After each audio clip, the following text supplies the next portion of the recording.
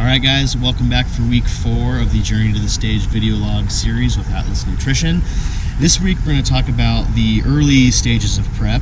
We've covered a couple different things so far. The background, what is prep, some things you can expect during prep. But this week I want to talk about the very, very early stages of prep. When you start a prep, you're fully fed, you're in a calorie surplus, your caloric needs are being met at the very least. But when you go into the early stages of prep, you start to go into your first calorie deficit, which is where you start to lean out. You might hear it called, they start cutting, etc., etc.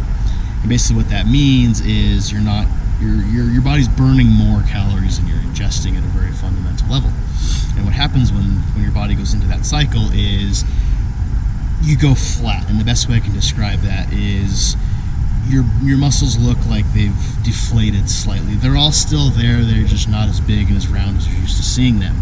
And that's a physiological response to your body being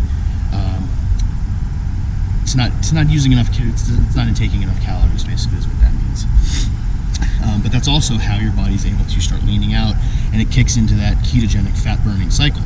And so it's very easy when you get into the early stages, the very first part of your cut on prep. That's where a lot of people start to second guess things, and they start texting their coach like crazy. Am I going to be ready? Am I going to be ready? How do I look? Do I look like I'm on track? Etc., etc. It's very easy to second guess yourself when you get to that stage of prep.